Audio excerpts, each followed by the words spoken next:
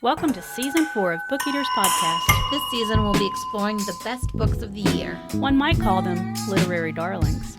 But how are we going to decide that, Michelle? We aren't. We're going to leave that to the experts. Each episode, we will defer to one of those experts. Goodreads, the Pulitzer, Publishers Weekly. The oddies. Okay. To see how they hold up. And if we can keep up. April will read the book. And Michelle will listen to it. Then we'll pour ourselves a drink. Or two. This season we're making classic cocktails. And then we will take a sip down literary lane. For some bookish banter. Join us. Let's dive right in.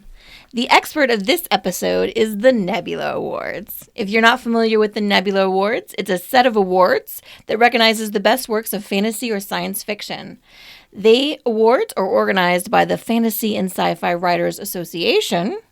This is a nonprofit organization comprised of published members of the sci-fi, fantasy, and horror genre communities.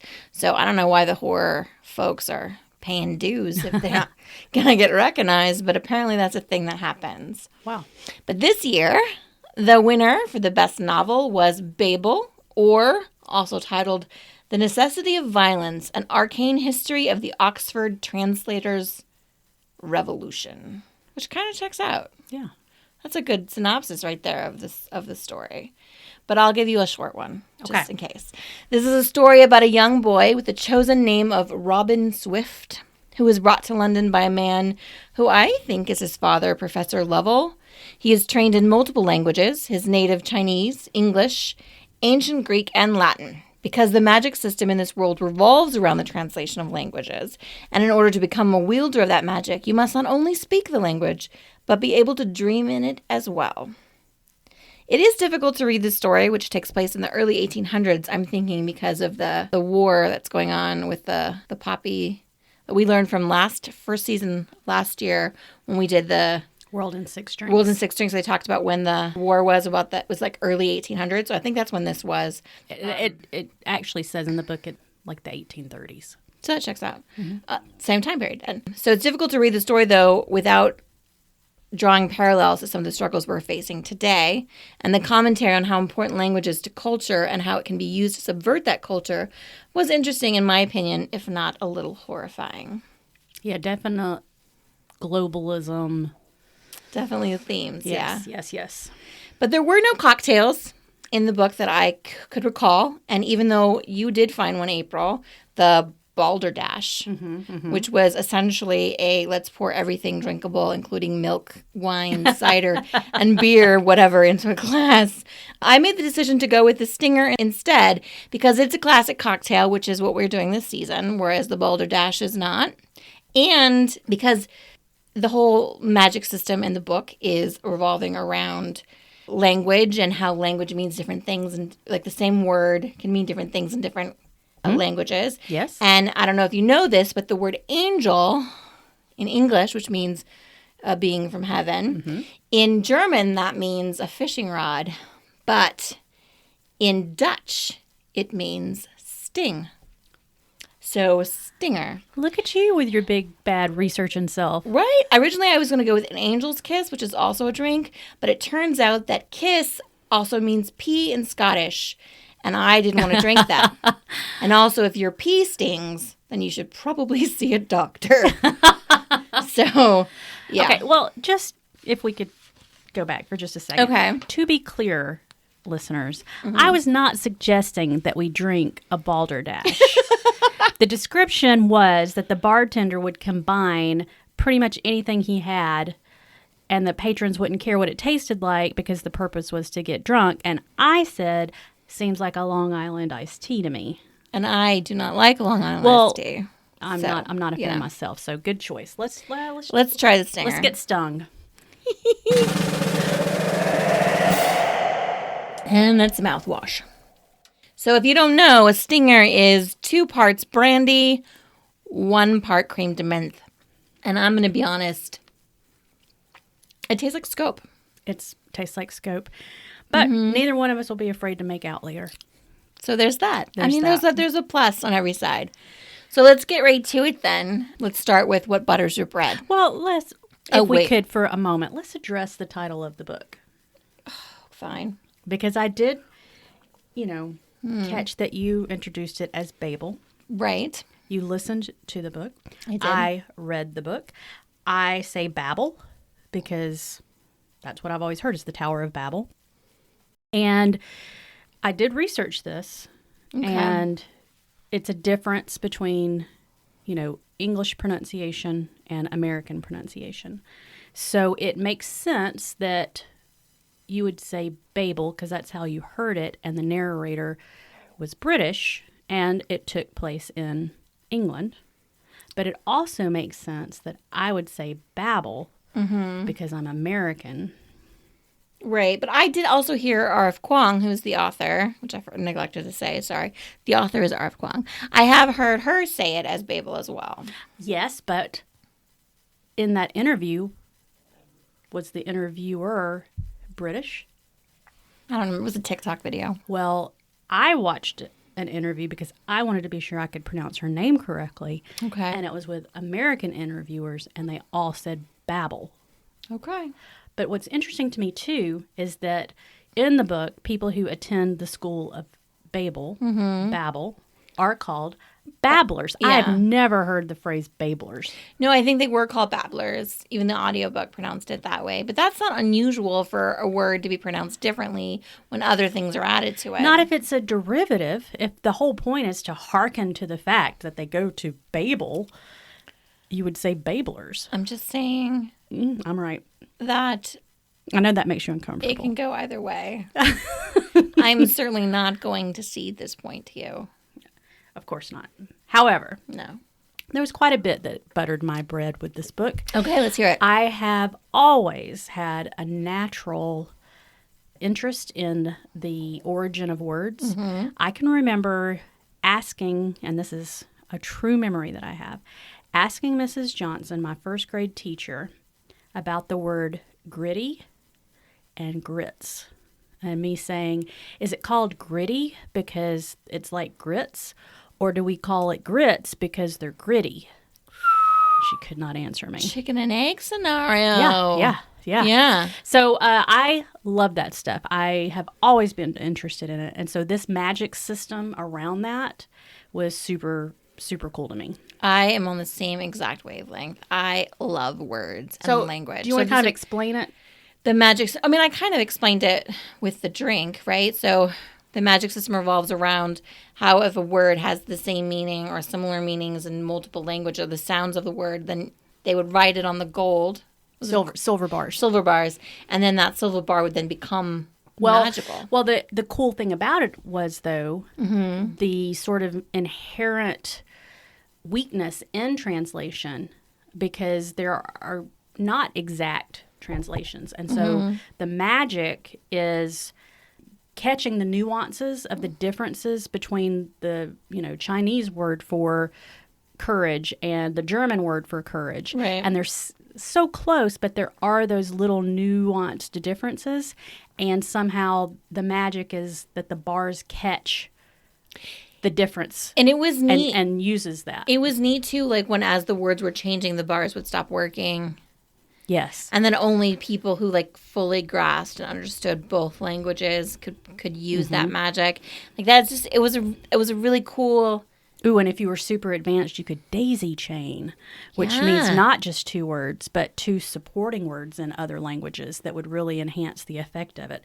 So if you're interested in word origins or language in general, it's definitely something that's going to appeal to you.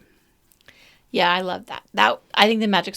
This is one of those magic systems too that just felt, like sometimes you get magic systems are like, oh, it's magic, it just works, and then sometimes the magic system feels like it's really grounded and rooted in something, and this one felt really grounded and rooted. I like that about it. In some cases, I would say it was almost too grounded and rooted, but we'll save that for save that for the baby in the bathwater. I am curious because another part that really buttered my bread, and I'm curious how that would have translated into the audio version, right, was I love me some footnotes. Did you get those? I don't know if I did. I may not have gotten gosh, the book was rife with little asterisks and would give you more detail and more history about a passing reference to kind of help explain that world more. And maybe I didn't get that. And I think probably so far then the book is beating out the audiobook. I don't know. How was the narrator? Tell me about that. The narrator was fine. I don't remember being like wowed. Was it one narrator?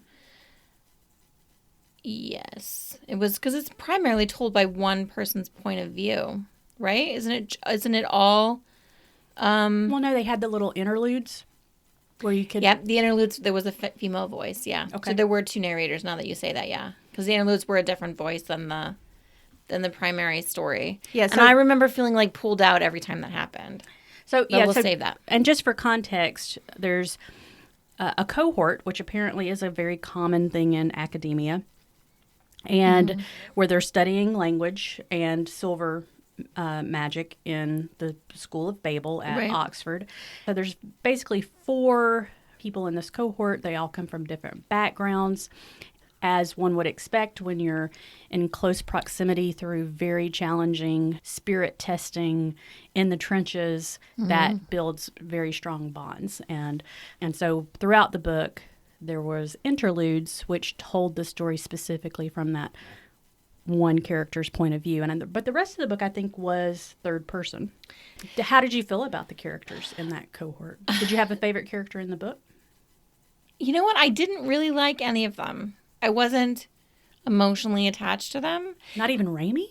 And I kept wanting there to be like some romance or something between we're someone. so conditioned for that, aren't we? And there wasn't any, and I was okay with that because so then I don't know, but it did feel they were all fine. You know what I mean? I didn't dislike any of the characters, even the brother who at times Griffin upset me.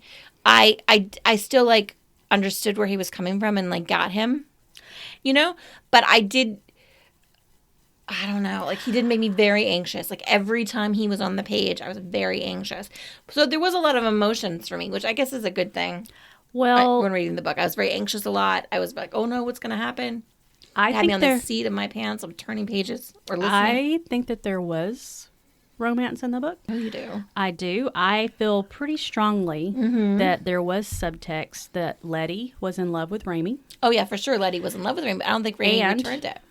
Well, he didn't, because Raimi was in love with Robin. You think? 100%. He almost said it a couple of times. Oh, I missed it. And, of course, Robin's clueless. Of course. But Raimi couldn't really be open about that because, one, it was 1830 something, and he's Muslim. So definitely some barriers to him professing a homosexual. Right. So, but yeah, I think there was definitely 3 or 4 times that I was like, oh, I see what they're intimating here. I did not even see it.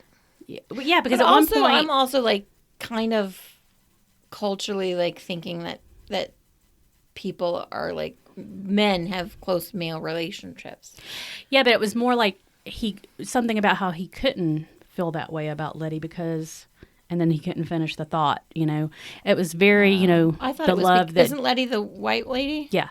I thought it was because of that, because she was... It was dangerous because of... No, because of the things he situation directed towards... So of the cohort, 2, there was Victoire and Letty, who were girls, young ladies, and then there was Raimi and Robin, who were both boys. All of them, except for Letty, were from foreign countries, right, who were brought for their language prowess, right, and sponsored by an English benefactor, right. All of them sort of taken from their homelands without a lot of choice. And then Letty, who was English and so really had a hard time identifying with the struggles that they faced working for a country that was subjugating because, yeah, not only homeland. was she white or English, but she was also from a wealthy family.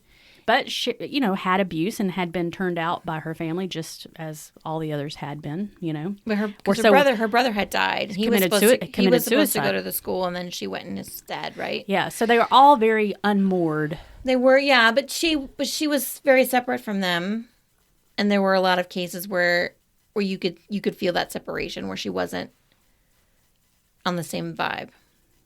You know, she was like on the same level. She was Oh, yeah, in she a was different definitely space. privileged, Definitely. especially, at that time when you really didn't have a lot of opposing ideas to challenge the way you were brought up. Mm-hmm. That, people from India, from Haiti, from China were inferior races, and it wasn't even really questioned. Yeah. So she had a lot to battle and ultimately did not win.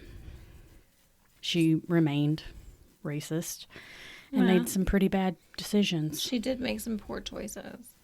But you know what I think? But it's that classic character that's like, I was just trying to protect you. You know what I mean? Like she didn't get it almost. I mean, I think it's worth noting that the author is Asian. I'll be honest, I was challenged I actually found myself thinking every white person in this book is the bad guy. And then I remember they are. Representation is important, and how many stories have been written throughout history where minorities were only the servants or the villains. So, poor me. I've read one book where, Also, like contextually, if you were a person that's from China, and remember how we saw many Chinese people treated quite poorly throughout the book, that the people that they were around were actually the bad guys, right? Right. And like even some of them that weren't, because there were some professors, right, that stood with them in the library during the siege. There were two, Michelle. Like it's not that they didn't quite understand because they can't. And so I can see like from the perspective of Robin, they are the bad guys. Like there wouldn't be a way to write other than you're like a white savior character, which nobody wants to read that shit anymore, right? There wouldn't be a way to do it. To add a character that wasn't bad, that happened to be white. Unless Letty. But I think Letty kind of had to be the way she was. I think she represents something very specific. Yes, representation is important, and there was definitely white privilege represented. Yeah. And it made me uncomfortable, but that's a good thing. Right? Like you expect it to make you uncomfortable. And I think that's actually like when I was thinking about the Poppy Wars. I don't know if you've read the Poppy Wars. I have not. It's a trilogy that R.F. Kuang wrote, which also kind of is like Opium War kind of thing, but it's more like a different magic system. It's a whole different thing. But the white characters are also kind of that culture, that English culture that kind of usurps, it kind of colonizes. That's very represented in the stories, and it has kind of the same feeling like, oh, okay, I see what's happening here. I can see the parallels, and it's hard not to see them and be like, okay, I can see how that even applies today. Yeah, it's supposed to make you think. I think. Yeah, so all of that definitely buttered my bread, and we talked about the word pairs as they're called in the book. Yes, I do love that. And I did learn a lot about word origins and meanings in the book. Were there any to you that stood out as being particularly... No, not really. Okay, allow me. Okay, tell me. I loved it when they talked about the word knave. Ooh. Knave. Because we all know who's a knavish sort. What a knave, Yeah. And in the book we learn, at least I learned, I never knew, that it came from, it kind of reminded me of squires, but there were, young kids, boys, men, who trained with knights. And when that social structure collapsed and there really wasn't, chivalry was dead, literally. Right. There was a whole generation of young men who now had no means of supporting themselves. And so they took to the highwaymen, and they were called knaves, and took to the highway to become robbers because there was, what they had been training for didn't exist anymore. And so knaves are former future knights. Very interesting to me.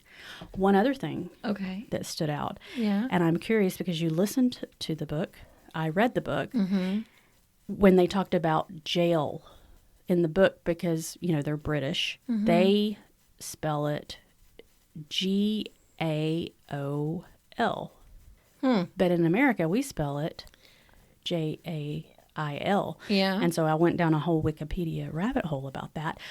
you probably didn't. Nope. Because there was nothing in you to prompt that curiosity. So I think, definitely.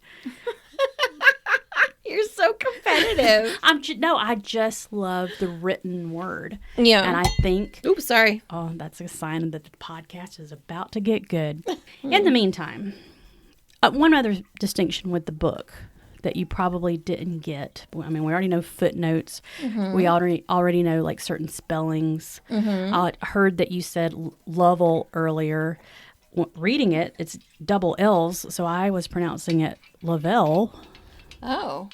And maybe I said it wrong. I don't know. The other thing that I'm sure you didn't get, but probably you had to be a little bit curious about, when Robin's describing the Chinese characters, mm-hmm. but in the book you see the actual character. Oh, that's so cool. There's a visual representation of what he's saying. That's very nice. So in this particular case, right?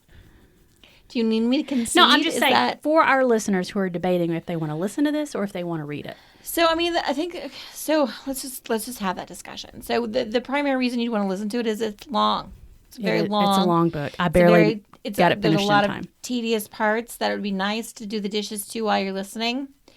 It does pull you out of the story a little bit when it switches to the other character. There's another voice, and she does do like this side thing where she like explains stuff, and that pulls you out. It pulled me out a little bit of the story. Do you think those were the footnotes? No, I think that they were the interludes. Oh. So, no, in the book, you were grateful for them. Yeah. I mean, I wasn't not grateful for them. Because you didn't have context for it. It was just a sudden, like, yeah. Yeah, I was like, oh, okay, here I am. There's a new voice. Okay, cool. And then she was like, it was like she was explaining things to me. Like, I was being like, oh, this is blah, blah, blah, blah, whatever. Which is fine. But it did pull me out. So I don't know. So there's pros and cons, right? So obviously you don't get the footnotes. You don't get to actually see the characters. And then there was that small brief. She was amazing, but she did pull me out of the story, change up thing. So there's. How long was the book? How many pages? It was like thick, 500 and something, I think. If you can read a 500-page book without batting an eye, sure. I batted many an eye because, it's been a busy few weeks. But I made it. I pulled it out. You pulled it through.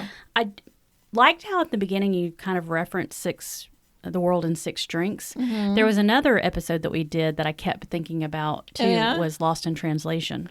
Yes. When we talked about books that are translated into other languages. So there definitely was a lot of overlap that was pretty interesting because of the other episodes that we had. We had sort of that frame of reference. So, yeah, The World in Six Drinks, like if I hadn't read that book and known all of the background information behind the East India Company and the war with China over the drugs and such.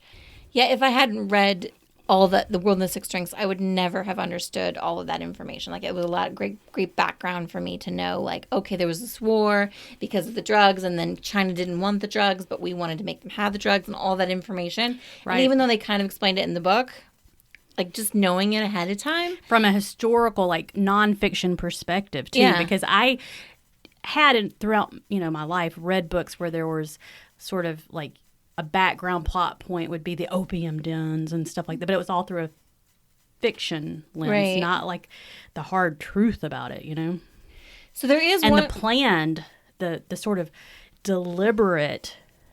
In the book, yeah. Like, they were so... But that is backed up from The World in Six Drinks. Like, it was an intentional thing to sell this to China with no moral compunction whatsoever.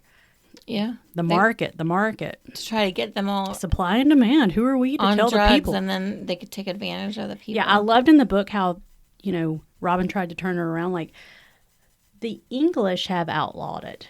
You won't sell it to Englishmen, but you want to sell it to to Chinamen, as they said in the book. Right. And, I thought that was... There were moments where so Robin was the main character, and I knew right away that this was going to be... Are we going to move into the baby in the bathwater? No, I have more to say. Things I like. So I also want to talk about the school itself, Babel. Okay. I really loved how it was sort of a character, the library, like all of the way that they maneuvered through the school. all of the different traditions and stuff that The happen in the levels. school and the levels. I really enjoyed that. I think dark academia is really like my sweet spot. I would agree with comes that. to fantasy because I love the Ninth House and I loved. Hogwarts. I mean, I used to love Hogwarts. I know it's a painful topic, but before let's. J.K. Rowling became a psychopath. But I also like it's not just that. It's also like I'm trying to think of all the other books I've read with dark academia recently. The Fourth Wing, which you would hate because it's very tropey romance fantasy, but it does take place in a school. Deadly Education, I think, the Naomi Novik novel. Like I just love dark academia, and so this really hit that sweet spot for me with regard to that. I would love Atlas 6. So I'm thinking of Atlas 6. I would love to recommend a book to you right now. Oh, what is it? Also inspired by the Tower of Babel.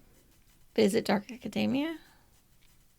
Just completely off topic. It's not dark academia, but I still think it appeals because part of that is academia is, as being someone who doesn't have a bachelor's, but I'm smart, and I feel like in the right, setting with the right cards dealt to me, I probably could have really enjoyed that lifestyle. Yeah. Recently, we were at JordanCon, and one of the things that I tried to do was get people that I was vibing with to recommend books. Right. And one of those books was called Sinlin Ascends, and it was more steampunk than dark academia. I generally like steampunk. You say that, and honestly, I'm batting 1,000 when it comes to steampunk books because I've read 2 and I've adored 2. Maybe you like steampunk. Well, I mean, I'm feeling that way right now, but I don't like the cost. I mean, I guess I kind of do like the costumes. But in any case, I've mentioned the Aeronaut's Windlass before. Yes. And why Jim Butcher is insisting on doing the Harry whatever books when he should be working on Dresden. Mm-hmm. But in this case, I think the series is done, so okay, it's a safe space. But anyways, I was questioning it at first, but it all was worth it. And it's about this man. I don't want to talk too much about it because that's not what this episode is about. But it's a man, a schoolmaster from a small town, and he gets married to this vivacious young woman. I think you told me this story before, and I vetoed it because of the age difference. No, it wasn't that much of an age difference. By the time they get married, she's like 22 and he's only like 34. But he was her teacher. There was nothing sexual while he was her teacher. But he was her teacher. And she pursued him. I feel like we already had this conversation, and he goes to the tower, and each level there's a different tower thing. Mm-hmm. And I was like, no. He was her teacher. Man, I can't Michelle. Do it. I remember this conversation, and I can't do it. I have weird things. If you know someone when they're a child, you can't have sex with them. She wasn't. I don't know why that is, but I just have this thing about it. Okay, I get that. But if I could just explain. At the time that they first met, she was basically a senior in high school, and he's, a very new teacher. And he was so irritated by her because she was always disrupting the class. And he recognized that she was just bored, so he made her a teaching assistant. She had her own class.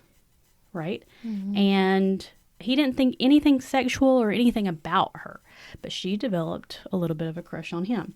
Fast forward, she goes away to college. He's still teaching.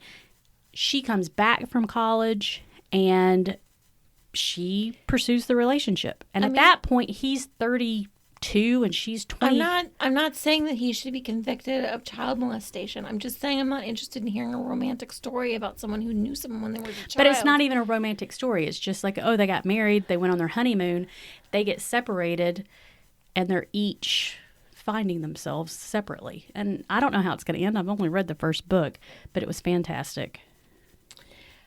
Yeah. All right, let's get back to it. What else? It's not getting in my TBR. What other buttered pieces of bread have we not talked about? Okay, so I love Dark Academia. I love that the story takes place in a school. I love the whole growth that happens. I love that we get to hear about his whole childhood and how his struggles and his learning. What's a childhood? Childhood. I mean, I feel like nothing was mentioned about him having a baby head. He seemed pretty well formed. Okay, I've had a couple of these scopes now, and I feel like I feel like you should cut me a little slack. Of course I will, but when I take a sip of this drink, I take a sip into the singing sensation of coursing down an alpine. Yeah. Okay, go ahead. No, it's nothing like a peppermint patty. It's got like that weird, weird scopy flavor. I would love it if it tasted like a peppermint patty. I would love that. To you guys, a stinger is a lot. Maybe I just chose the wrong type of creme de menthe. Or maybe if we were going to tweak the recipe, we would dial the creme de menthe back a little bit. I think... You know what I think it would probably do? I feel like if you added... More brandy? I was thinking like... Cognac? I was thinking... This is where my weird side's coming in. I was thinking dark chocolate. And instead of a drink, you would make like chocolate bark. She's still thinking about the peppermint patty. I did not need to whisper that. What's funny I love that you did though. And it always makes me think of my sister. My sister loves... Oh my God, I love peppermint patties too. Like they're my favorite. And Andy's candies. I love those. Those little mints you get. All right, we're totally off topic. Okay, let's get... All right, so let's get back to Babel. Was all of your bread buttered? I'm trying to think. So I love the book. I mean, I love the school. I love Dark Academia. That's my jam. Mm-hmm. I was trying to remember the other Dark Academia book I just recently read that left me in a place and I was grumpy about. But I can't remember. It was like a King Arthur. Like they had King Arthur powers. But I can't remember what it's called right now because of the stingers. Like the Sword and the Stone? Yeah, but it was like in college. So like she goes to this college and then she discovers that she's like has this powers from like King Arthur. Right. And then like there was that because when Robin was first told to hold the bar, you know, he felt the power of it. Yeah, it's so neat, like the whole magic and learning the magic system. Yeah. And I also like that they had all the power. You know what I mean? Like Professor Lovell didn't have any of this power because he couldn't do it. You know, Robin could do it, but Professor Lovell couldn't. You know what I mean? So they had all of this power, but they were still like marginalized. Like it was an interesting and told they need to be grateful. You know, right? Jesus, when they deserved the thank you. For sure. Like there was, it was interesting. I liked all that. I think that covers all the things. I liked it. Before we go into bathwater, baby. Mm-hmm. Before we go into bathwater, baby. Baby. In the bathwater. I would like to talk about a neutral zone. And maybe it's not neutral. Okay. But let me just, prompt you with this question. How did you feel about Mrs. Piper and Mrs. Betty? Mrs. Betty is the housekeeper and Mrs. Piper was the neighbor? No, Mrs. Betty was the nanny governess in Canton, and Mrs. Piper was the housekeeper in Hampstead. I loved the housekeeper in Hampstead. Even though she stood by and said nothing when Robin was beaten? So it sounds like she didn't have any power to say anything. Mm-hmm. She was like a woman and also a lower class person. There wasn't a whole lot she could have done. I think that she protected him as much as she could. You could see her trying to protect him, taking care of him all the time. But she really loved Robin. Mm-hmm. And it's easy to judge people for not standing up. I will say this. I agree. Obviously, if she had stood up, I would have loved her more. Right. But she didn't. But I feel like sometimes people give that's all that they can give. She had her own burdens to bear, I guess. Well, so I've thought about that character a lot. Oh, wow. Because she was like a solitary source of affection and tenderness for Robin once he came to England. But I'm actually glad that she didn't stand up for him when he was beaten, because she would have been summarily dismissed. Yeah.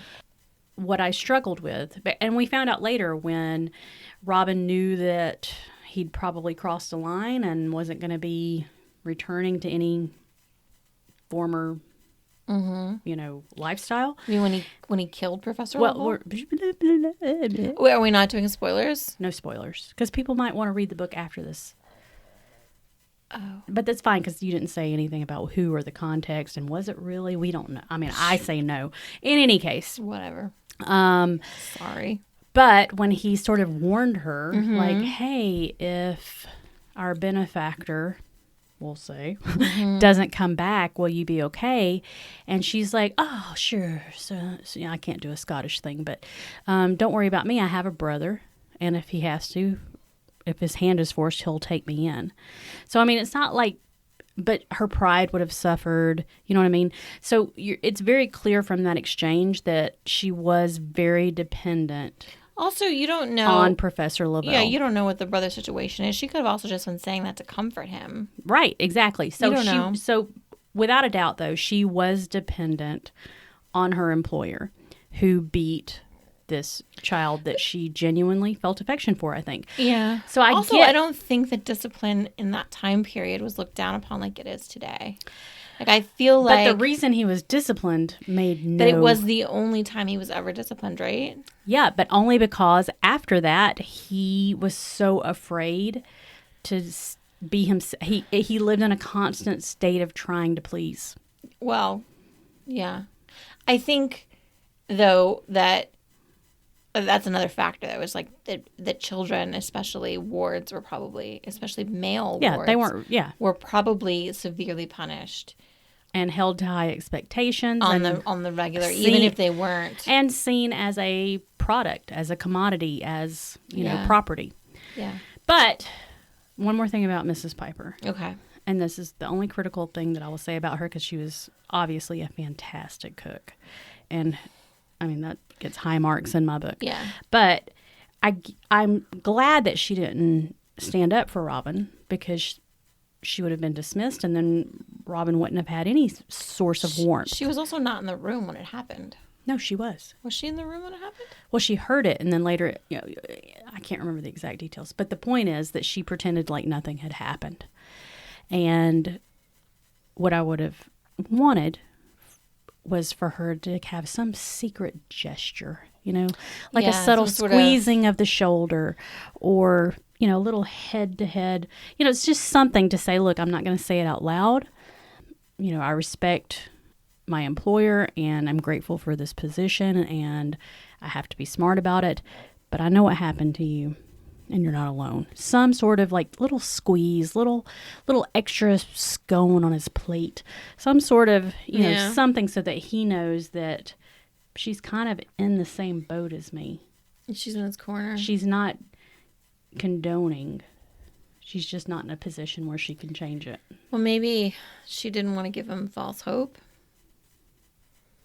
Well, it wouldn't have been about false. It wouldn't have been about false hope. It would have been about. I don't want to apologize for her. Like, I don't know who she like. She doesn't even need apologizing for. I don't. I mean, maybe she. I don't know why I'm being so hard on Mrs. Piper. I'm sorry. I didn't realize that she was in the room. Like, I figured that she just, you know. I think I just feel like that would have meant so much to Robin. Yeah. If there was some tiny gesture that shouldn't have happened. You know that. Yeah. I mean, I could see that they had a good, close relationship. Mm-hmm. They had an important relationship in Robin's life. Like, I think she was the only one that cared about him from his childhood after he left China. Yeah. Yeah. You know what I'm ready for? Baby bathwater? Mm-hmm. I am so sick of this baby and this bathwater. Okay. And I'm ready to throw it out. Jesus Christ. What's your anger? What's your deal? I'm just enthusiastic because of the stinger. The stinger? Mm-hmm. Do you want to go first? No, you go first. You obviously are enthusiastic about it. Okay, let's just kind of maybe talk about... Okay, the characters. As you said, you weren't particularly engaged by any of them. Yeah, I didn't love Robin. He seemed... wishy-washy. But I mean, so much happened to him at such a young age. I hated that scene. Like, the age is never really defined, but he's in Canton, his mother dies. Yeah, the scene with his mom is pretty traumatic, and then the scene on the boat. All of that's horrible. Yeah. And so at that young age, he's forced to make this terrible decision, and out of desperation, because he has, if he doesn't go with Professor Lavelle, what's he gonna do? So out of desperation, he has to choose a side, and he betrays a countryman, you know, and you can't judge him for that. He was a child and also traumatized. I don't think that if he had translated any differently, it would have had any different outcome on the situation either. It wouldn't have, except that he would have been respecting, and his loyalty would be where it was meant to be, you know? But he was a kid. I'm not judging him for it. It was just, that's when I knew that this was going to be a heart-rendering, sort of twisting, very uncomfortable read. Right. But I bring up that because I also felt the same way. I wasn't particularly engaged by any of the characters, and it's such a stark contrast from when we talked about the Emily Happy Place, because it's like the complete opposite. Everything was character driven, and the plot was sort of predictable and whatever, and this was the complete opposite. Everything was plot driven, and the characters were sort of secondary. I actually usually prefer that. I like a heavy plot. I'm not a fan of character driven stories. I'm more of a fan of character driven, and so it's interesting that I preferred this book to Happy Place, and I mean, I liked Babel. I really did. I feel like these scenes that we're talking about where Robin was forced to pick a name, and he was forsaken by his father, and then he has all of these things just made me hate Professor. Not ever forsaken, but just completely denied. He was just unrecognized. You can't have my name because then they'll think you're my son. And I think at that point I didn't even realize that he was his son. It wasn't until later when I met the brother. Oh, and when he was like, your mother was just a chink. God, Jesus. Oh my God. I didn't even realize it at that point. I was like, oh, he's just like this, whatever. But now, in retrospect, when I realized that, I was like, oh my God, that poor, horrible, that I hated him. I hated Professor Lovell or whatever his name is. I hated him so much because he had this weird, it was almost like a kink where he wanted to find, eugenics. It was eugenics. Was gross. I want to breed all of my superior characteristics with the one. It was just gross. And then I was like, did he kill his mother? I think he did. I think he killed his mother. I think he poisoned her. No. I don't know if that's true. I was like, did he kill his mother? It was just a lot. He was responsible. He could have saved her. He was responsible for Robin's mother's death. Yes, he intentionally rode out his time in Macau until he could be sure that the mother was not going to recover from her illness, and then swoop in at the last minute and use the silver magic to save the child. And Robin pretty quickly figured that out. That once they said that for 2 weeks they were in the other province, that it was intentional. He needed to take the boy unencumbered. So I didn't hate this part of the book, though. This isn't bathwater stuff for me. This is okay, get to the bathwater. This is character. This is your bathwater stuff. I was just arguing with you. Oh, the only bathwater part that I had. I mean, I wasn't trying to make a big deal of it. Right. But it was just saying that it's plot driven more than character driven. Okay. And for me, I prefer a character driven. Yeah. So I prefer a plot driven story myself. I don't like it when characters are just fun and meaninglessly do nothing. I want them to be doing something. Well, I don't like it when a book has a good story, but you don't care about the characters. So, yeah, I didn't really care about the characters that much. I couldn't, right? And they weren't that distinctive. They were all kind of 1-2 notes. The thing, too, is also I held back my heart from them because it was so fucking tragic. Right? I was like, I'm not going to get attached to these characters. Well, Michelle, I would argue that those characters are the ones that need your love the most. Well, they don't have any. They're fictional, so it's fine. But also, no, I'm not going to give them my love and support and then have them die and make me emotionally distraught. That's not going to happen. And then he also got really mean at the end. And I know that's real. Robin, I know that it's realistic. Oh, he was still in trauma. He hadn't processed his trauma. I know that it's really realistic for him to behave that way, and it's unrealistic for me to expect him to be noble and care about people that don't care about him. I get that. But it was hard. It was hard to watch him be like, yeah, it's cool if the bridge crashes and all those people die. I'm down with it. Well, I get that. It was hard. It was just hard. I'm not saying I don't understand it. I do. Right. But it was still hard. I had a hard time with it till I saw how his story was going to end, and then it sort of made sense, and I was okay with it. I would say the hardest part of the book for me, and this is really the most, other than the fact that I did think she belabored, it was one of those things where some editing could have helped. There was a little bit too much I think this was her first description. novel. Well, and so fair, she gets a pass 100% because it was genius. But the only real bathwater situation that I had was after, it was, I guess, like if you were going to say in terms of like theater, Right. Theater. In German, that I have no idea. But if I had the magic, I would be able to say it. Wie sprechen Sie Deutsch? It was what you might call the third act. Mm-hmm. Was so long. It was very much sort of like if Les Mis, yeah, it just, the whole siege of the tower, the whole siege, I should say, all of that just went on way too long. That we needed resolution to that much sooner than what actually happened. That was a slog for me. It was a long time, but I think that it was... Not all of it was necessary. There was a lot that was not. I think that it was a long time that they were in that tower. You know? Well, I mean, it was a long time that probably a 7-8-year-old boy was being raised in that household before he went to college, and she did that in like one chapter. So, well, I mean, okay, maybe, I don't know.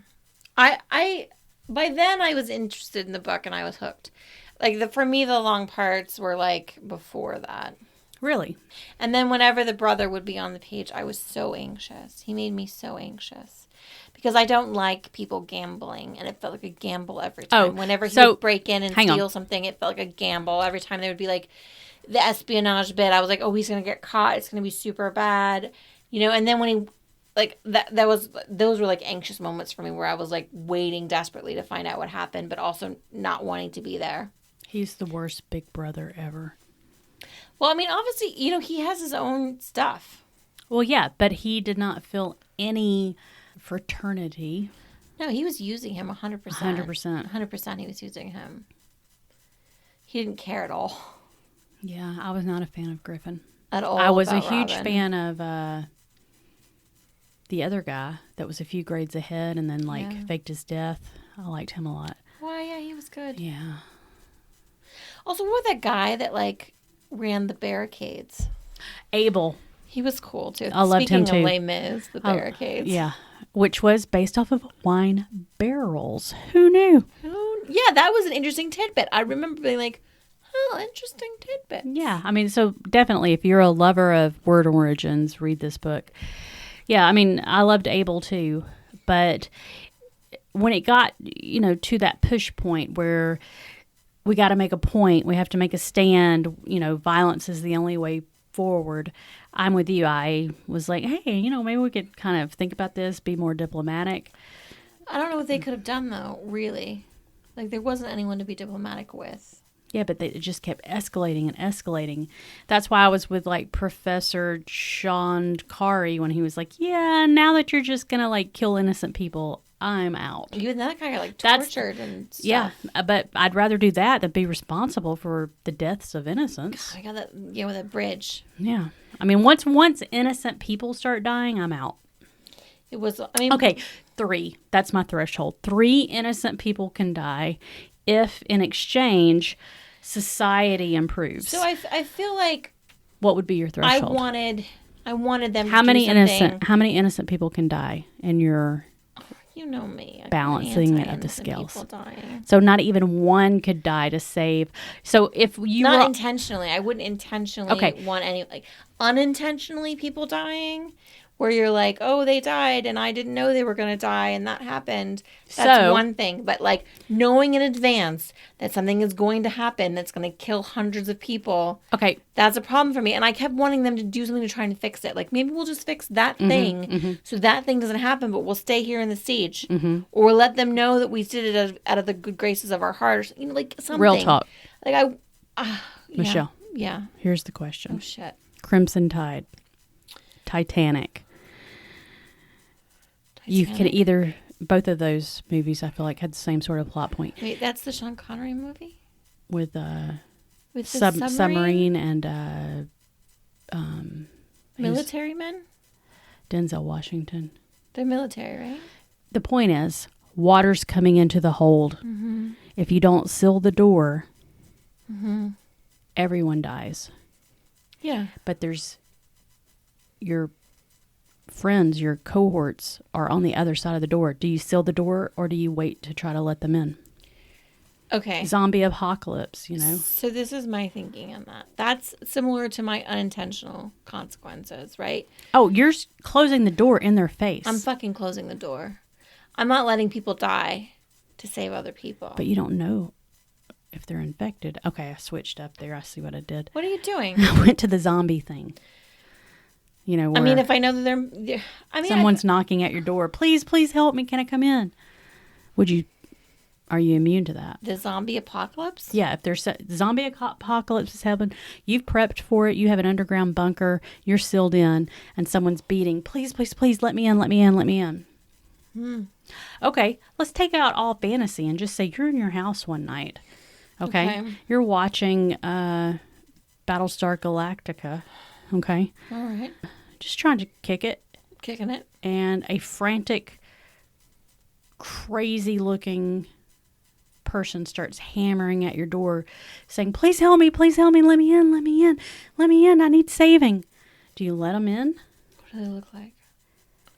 Are they a woman or a man? Oh, that matters? It does. Okay, let's say it's a woman. Probably with a man. If it was a man, probably not. I don't know, maybe that says something about me and my gender perspective, but a woman I'd probably be okay with. A man, I would be less suspect. I'd probably if it was a man, I'd probably say, let me call the police and let them know that there's a situation. Yeah, unless it was a black man, I might be wary of calling the police. I don't know. I don't know what I would do either. But I do know. I mean, those are kinds of things you have to check with your gut about.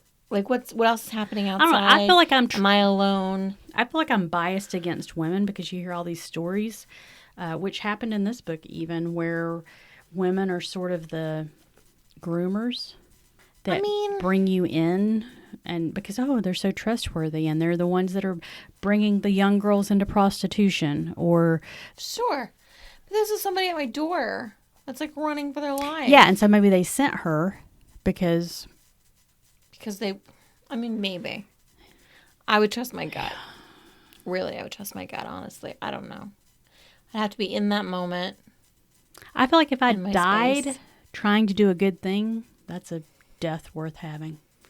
That's not a bad. That's like dying with your sword in your hand. It's not a bad death, honestly. So I'd rather always err on that than having an innocent person die because I failed to act. I mean, that's because we're all gonna die. That's good in theory. I'd rather die being a good person, putting good things out in the world, than a selfish person preserving myself.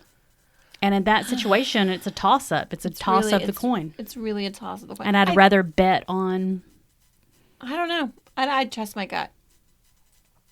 You know that I lean toward trusting people. You know, I lean toward all people are good versus all people are bad. If it wasn't so mean, one day I would just prank you with that situation to see what would happen. It is possible that I would also if there are any improv actors out there that are willing to test Michelle's mettle. If you do improv, I'm letting you die. Here's the thing, though. I'm just joking. My boyfriend does improv. It's fine. Here's the thing, though. Like, it depends, and obviously. This is way off topic of the book. Why do you keep doing this? Pull it back. Okay. Pull it back. Keep it down, Bruce Lee. Keep it down, Bruce Lee. Absolutely. What else about the book? Anything else? I mean, that was pretty much it for me. So do you keep the baby or do you throw it out with the bathwater? I would keep the baby, but only for people that have the time to read the book. I would keep the baby as well because I love the magic system. And I actually felt like I learned something too. Yeah. You know, I feel like I learned a little bit about myself, a little about the world, maybe open my eyes to new perspectives. I hate that kind of shit, honestly. But, you know, it's good for me. It's good for me. It's fine. I'm taking my scope. What's our... and adjusting your scope. Yeah. Wow. What a pun switch up there. So what's going to be our bookend? Yeah. No, our rating scale. Oh, that's right. Our rating scale. I think we should rate it on medicinal cups. Yeah. I like it. Like I'm a fan of it. I'm a fan of it. And also laudanum and opium was talked about in the book. Okay, let's go. A lot of opium happening, which is also a big theme in the Poppy Wars. You know, with a name like Poppy Wars. Mm-hmm. All right, so let's see. I haven't read Yellowface yet. I'm gonna say 7. How many 7 out of 10? 7 out of 10. 7 out of 10 because I liked it, but I didn't love it. I would also do 7 out of 10. And I would recommend to people to read. If someone was like, hey, should I read Babel? I'd be like, absolutely, you should. It's Dark Academia. Does it make you more interested in the Nebula Awards? Do you think they're a good sort of filter of, hey, what should I read next? This is 100% an award-winning, what I would expect an award-winning book to be, honestly. I would feel better if it was like best newcomer, something like that. You know what I mean? I would trust it a little more. Because they should have seen the same bathwater that we saw. And you can't tell me there weren't other books written that didn't have 3 out of 10 inches of bathwater.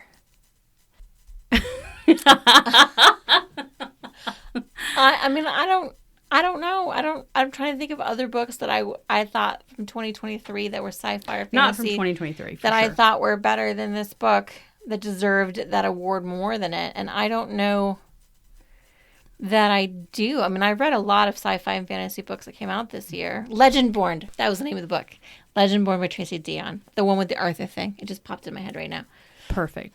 Which was a fantasy book. But it was more like a YA fantasy. All right. So 7 out of 10. Yeah. So 7 out of 10. I liked it. I mean, it was good. I agreed. I enjoyed it. 7 is nothing to snuff at. It is nothing to... No. Yeah. All right. Are you ready for the bookend? So ready. All right. So I've had all the scope myself can handle. Bring it. All right. So since you're... Is this going to bring up my competitive side? I'm going to give you the... Because I'm always embarrassed when that happens. I'm going to give you a definition of a word. Fuck. And you're going to tell me what word it's the definition of. Oh, my gosh. Okay. All right, and ready? I just got through talking about how much I love word origins. This is why I think you're going to love this. But I'm so old now. Okay. These are words that describe words. Okay, sure. I never took Latin. Let's just be clear. Okay. All right. So you would say this is something of a word which having the same linguistic derivation, but derivation. How would you say that word? Can I see it? Because if I cannot see it, I can pronounce it. The same linguistic derivative as another. Derivation. From the same original word or root. So an example of this would be in English, the word is. In German, it's ist. In Latin, it's est. And then Indo-European, it would be esti. Okay. When I was young, I don't remember what I learned, but I remember that I loved root words. I loved suffixes and prefixes. These are not any of the right words. But they don't take a place in my life anymore. So Michele. This is what you would say, this is the blank of that word. This is what? I'm going to say what? The blank of a word. The prefix of a word? No. What? Okay, start over. The word is having the same linguistic derivative as another from the same original word of the root. So in English it's is, in German it's ist, in Latin it's est. So I have 3 things to answer? No, you just have 1. Can you just give me an example? Can you softball me? I just gave you an example. In English, okay, the word but let's is, do one practice one so I see how it works. So the answer to this question... No, don't tell me the answer. Ask me first. I just did. What was it? The definition of the word is having the same linguistic I thought that was the as rules. Another. No, this is the question. Okay, all right. From the same original word or root. Wait, that's a lot of words that are hard to understand. Did you compose this sentence correctly? Okay, yes. Okay. So what do you call a thing that is this thing? So in English, the word is. In German, the word is ist. In Latin, it's est. In Indo-European, it's esti. What do you call that when the word is the same in all the languages? Synonym? It comes from the same root. The same root word. What does it start with? C. You want me to just tell you? Cunnilingus. That's the only C word I can think of right now. I mean, What? that's a great word. But the answer is cognate. Oh, yeah. A cognate of a word is having the same linguistic I would derivation never as get that. another. These are going to be way too hard right, for me and our public. I will say that right now. This is a different one. All right. So Okay. this is what the thing is in the book. Okay. Okay. So when a word or an expression that has a similar form to one in a person's native language, but a different meaning. So, for example, in English, the word magazine refers to like a Periodical. But in French, the word magazine means shop. Bullshit. That's what it means. The answer was false friend. I'm looking for false friend. Oh, that was in the book, but I had no idea about this stuff. It's All right. fascinating. Even if I have 0 points, it's fine. I'm very comfortable with that because points are meaningless in the grand Okay, here's the next one. the scheme of things. Yeah. The language or dialect spoken by the ordinary people in a particular country or region. So it's spoken as one's mother tongue, but it's not learned or imposed as a second language, is known as what? Pigeon.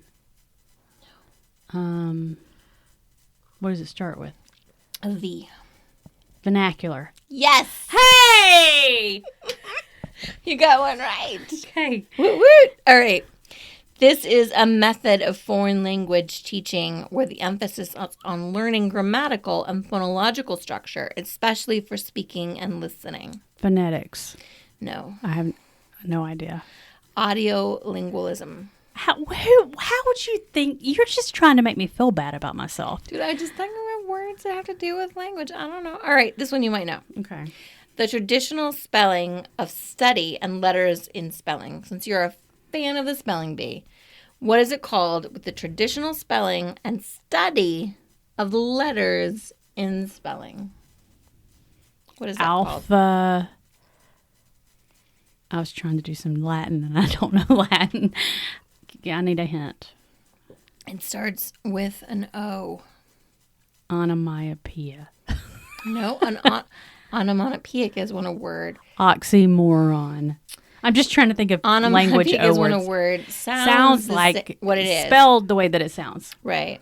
Oxymoron is a word. But I did win a spelling bee with that word. So it was apropos. Okay.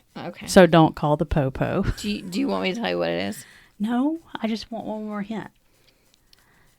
It ends with a Y? Starts with a O and ends with a Y? Yeah. And I'll say it one more time. The traditional spelling and study of letters in spelling. Oh, I don't know. I'm sorry, lady. Orthography. Yeah, I never would have got it. Okay, this one you might know. The very smallest unit. Way to break me down, Michelle. Okay. The very smallest unit in the sound system of a language. Well, it wouldn't be decibel. But is bell in there somewhere? Is it something ibble? The smallest unit of sound and it doesn't have ibble in it? No ibble. I was going to ibble shit my way through this, but I apparently cannot. It starts with a PH. Bow. What does it end with? An E? Bone. No. What? You want me to tell you? Yeah. Phoneme. A phoneme is the very smallest unit in the sound system of a language. You knew when you started this goddamn bookend that I would not score a single point. You did score a single point. So, not without a hint. Vernacular. Well, not with. You had to tell me it started with a V. It's fine. You got that one. I give it to you. That's fine. I'm still a winner. You know what? Bookends are hard. Not always. This was sometimes they're fun. This was easier than like some of the other things I thought of, which were like, I'm gonna give you a word, what it sounds like in Swedish. You tell me what it means in English. Like, you know what I mean? Like they were like words. They were things that I wanted to do that were harder. So I think I do better with improvisation than I do with like having to trust my brain and what it remembers. Okay, all right, let's wrap it up. All right, that's it. That's the You know what? We haven't been clear on what the next book will be. It's going to be A Dance With Us. But I know what we do know. Eat the books, motherfucker.